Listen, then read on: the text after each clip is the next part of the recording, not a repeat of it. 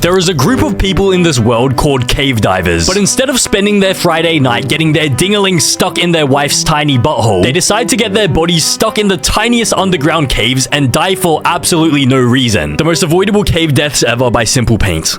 Nam Talu Cave. On October 13th, 2007, 9 people entered Nam Talu Cave in Khao Sok National Park, Thailand.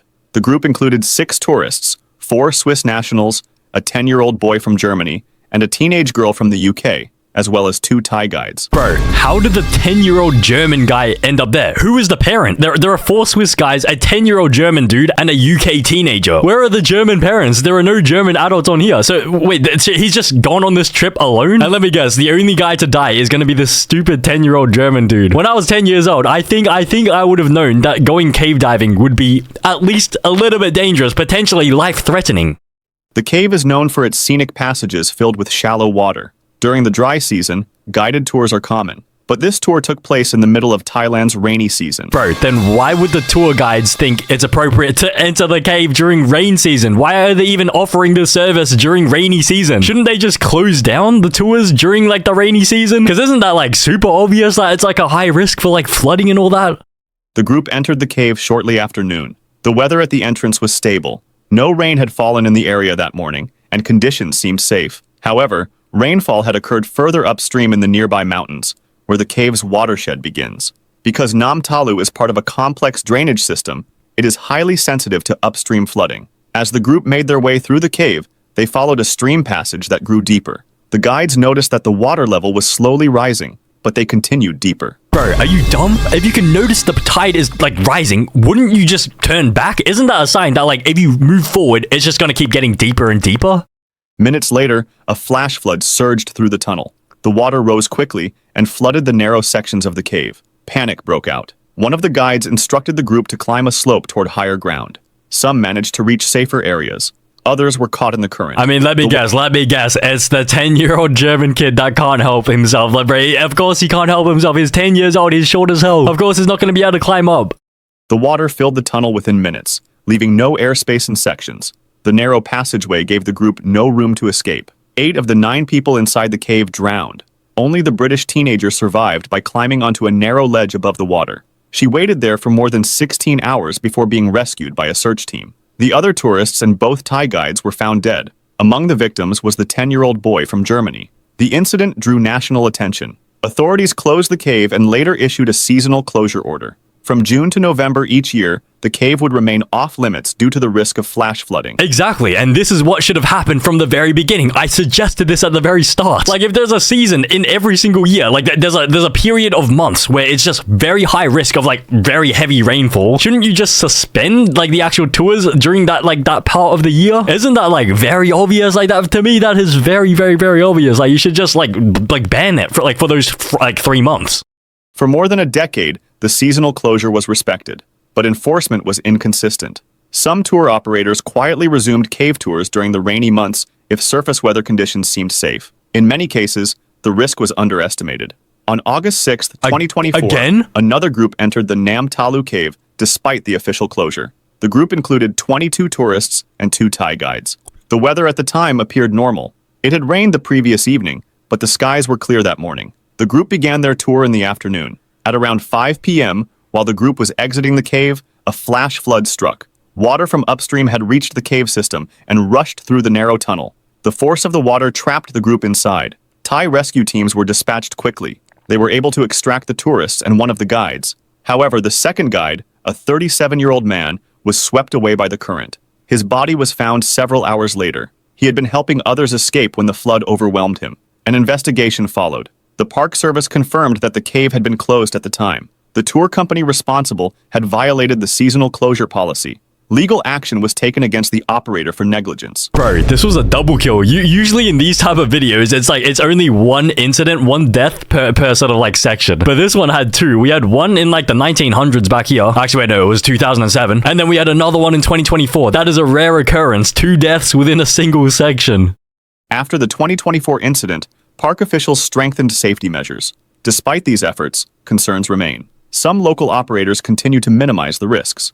In a region where tourism is a major source of income, there is pressure to keep popular attractions open. Visitors unfamiliar with the cave's history may not understand the danger. The Nam Talu cave disasters are among the most avoidable cave deaths in recent memory. Bro, they said it's a tourist attraction. I mean, is it really a tourist attraction if, like, you know, like people have died there? Like, how can it still be popular if it's like widely known that people have died there? Because me personally, if I was going to Thailand, I feel like the number one cave I would avoid going into would be the one that actually has deaths in there. And so how is this a tourist attraction? Why are people so desperate to go in here? Like, why are they willing to bribe this person to just get, like, let in here?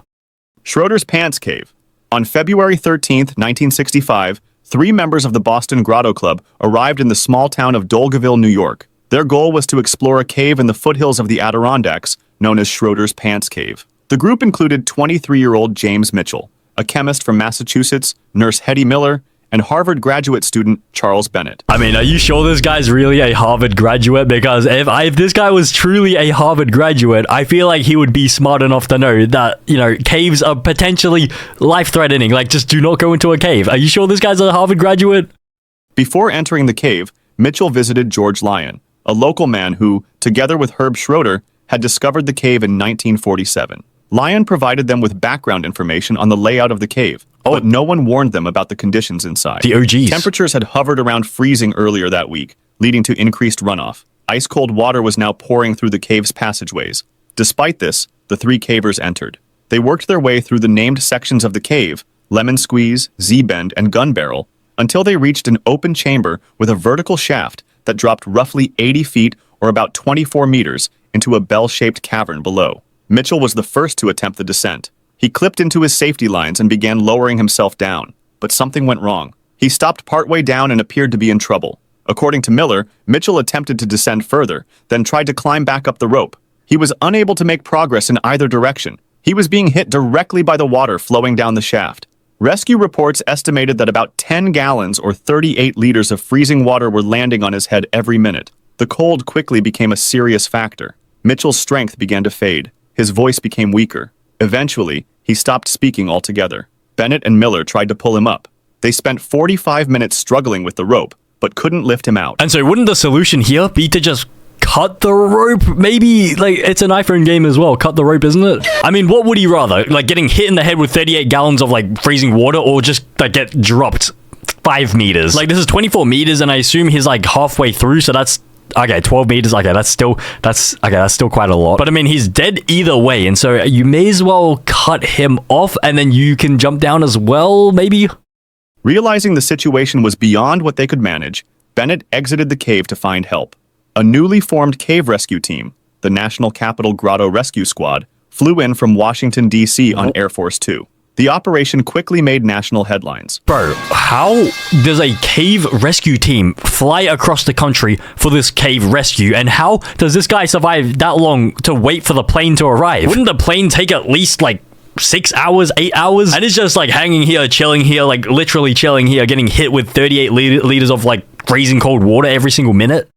Among the 6 young rescuers was Doug Bradford. None of them had experience with an actual cave rescue, but they had trained for similar situations. Okay. They made their way into the cave and reached the shaft. Their first attempt was to pull Mitchell up by the rope, but it was immediately clear that he was no longer alive. Bradford later explained that Mitchell's body was limp, and that they quickly understood it would now be a recovery effort. The team worked on widening parts of the cave. They spent 3 days trying to make space to bring the body out, but during one of their rigging attempts, part of the shaft collapsed. Dirt and debris began falling down into the cave. It was no longer safe to continue. With Mitchell's body still suspended by his harness, the cave was sealed. Explosives were used to close the main entrance. Large rocks were placed over the collapse, and a memorial headstone was installed near the site. Bro, that is horrible. That is actually insane. They had to just leave his body just hanging there. And then I assume 20 years later, Logan Paul came into the cave and just started filming a vlog. But the rescue team was also, like, pretty close to dying as well. Like, they could have easily just got hit by the rubble and just, like, died as well. They could have got stuck on the rope as well. Like, why did they specifically name Doug Bradford in this part of the video? As if, like, he was gonna be, like, an important, like, main character. Like, they sort of made it out as if, like, he was gonna be the only one from the rescue team to, like, die. So that was, like, a really random, unnecessary detail. Like, nothing even happened to him. I thought he was gonna get stuck down here as well. Pierre Saint-Martin Cave. In August 1952, an international caving expedition began descending into the Pierre Saint-Martin cave system, located in the Pyrenees along the border of France and Spain. At the time, It was considered the deepest known cave in the world. But I mean, are you really sure it was the deepest cave in the world at the time? Did they not check your mother's asshole? Not funny. Among the team was Marcel Lubin, a 33-year-old French engineer and experienced cave explorer. He served as the second in command of the expedition, which was led by Belgian Professor Cossens. The team had spent nearly a week underground, setting up rope ladders, exploring new passages, and mapping vertical shafts deep inside the mountain. On Wednesday, August 27th, after 6 days underground, Lubins was being hauled up through a vertical shaft as part of the ascent out of the cave. He was suspended by a steel cable attached to a winch system. But just as he was being lifted up the final stretch, the cable snapped. Lubins fell 130 feet or almost 40 meters straight down a rock slope into the shaft. He survived the fall, but the impact left him severely injured with a broken back. Bro, just a broken back? He only got a broken back 40 meters, bro. That's 40 meters. That's almost half of 100 meters. But did I hear this correctly? 6 days on the ground? These guys spent 6 whole days on the ground? So they're just camping on the ground as well? Like, where is the space to, like, set up a tent or anything? I would have thought that you, like, go outside, you just sleep in your tent, and you just come in every day, you just, like, make some more progress? But are we really sleeping in caves at night? Like, isn't that, like, what you shouldn't do in, like, Minecraft, for example? Like, there's creepers, zombies, skeletons, spiders. He lost consciousness shortly after hitting the ground and fell into a coma. He was now lying 1,260 feet or 384 meters below the surface, inside one of the deepest parts of the cave system. Despite the immense difficulty, a rescue operation was launched. Team members climbed down rope ladders to reach him. A doctor descended into the cave to assess his condition. Wait, but then if these people were able to bring a 40-meter ladder down into the cave, couldn't they have just done that to begin with? Like, why did they have to pull them up through this pulley system? Wouldn't it have been, like, so much safer to just use the ladder to begin with? Working by headlamp and candlelight in the cold, damp chamber where Lubins lay unconscious. Despite the risks, a blood transfusion was performed in the cave, an extraordinary attempt at underground medicine. The rescue teams stabilized him as best they could. Over the next 2 days, they attempted to hoist him slowly back toward the surface using a manual winch system, but the shaft was narrow and conditions were dangerous. Bro, 2 days? 48 hours to slowly get you up 40 meters? So if you're taking 48 hours to go up 40 meters, that is like almost 1 meter per hour. You're going 83 centimeters every single hour, which is 1.3 centimeters every single minute, which is this number every single second. I think this is 0.02 centimeters every single second. I think this is 2 millimeters every single second you're moving on average. Like, you're just very, very, very slowly, like, pulling the thing up. As the rescue progressed, rocks began to loosen inside the shaft. Falling debris now posed a danger not just to Lubins, but also to the cavers working below. On the evening of August 29th, after nearly 36 hours of rescue efforts, Marcel Lubins died underground. But, like, what would have happened? Like hypothetically, what would have happened if, like, it got so dangerous that, like, this guy, like, was potentially at risk of dying? Would this guy, like, drop him? Like, what would happen? Like, would he have to drop the body and just, like, save himself? Like, what would have happened? The Jordbrugrata Cave Tragedy. On February 6th, 2014, 5 experienced Finnish cave divers prepared to enter one of the most dangerous underwater cave systems in Europe, Pluragrata, also known as Jordbrugrata, located in northern Norway. Their goal was ambitious: dive through a 420 feet or 130 meter deep submerged passage, reach the other side of the mountain, and surface in a distant dry cave chamber. I mean, I'm not gonna lie, that would be pretty impressive. Like, usually, okay, it's a little bit stupid, but, like, you gotta respect it, honestly. It was a journey that required precision, discipline, and perfect coordination. Each diver carried a closed-circuit rebreather, a high-tech breathing system that recycles air to allow deep dives for extended periods. The group was well prepared, but this cave had claimed lives before. The tunnels were narrow, the water near freezing, and the depth pushed the limits of human endurance. At first, everything went smoothly. The divers followed a fixed guideline that led through the submerged passages. They moved in a staggered formation, each managing their own buoyancy and trim in total darkness. Bro, were flashlights not invented back then? Or is this just part of the challenge? Like, you have to do it in the dark? But I mean, that wasn't part of the rules that they said at the very beginning. All that they said was that you have to make it from this end to this end in one breath. They didn't say anything about having to do it in the dark. I feel like they could have easily brought a flashlight, unless flashlights weren't invented back then. After navigating through tight restrictions, they reached the deepest part of the route, where visibility dropped and the tunnels grew more unstable. Then, something went wrong. Around 360 feet or 110 meters deep, one diver, Jari, got stuck. It was in a narrow restriction between two rock walls, a point in the cave where movement was tight even in perfect conditions. He became wedged, unable to go forward or back, and his rebreather began malfunctioning. In moments like this, panic is fatal. Another diver, Patrick, tried to help, but the tunnel was too narrow for both of them to maneuver. Visibility was dropping fast, and the water temperature was just above freezing. Silt from the cave floor filled the tunnel, and now both men were blind. Jari's breathing became frantic, and soon his mouthpiece slipped out. Patrick tried desperately to hold onto him, to insert the backup regulator, to free his partner's arm, but the effort failed. He had to make a choice.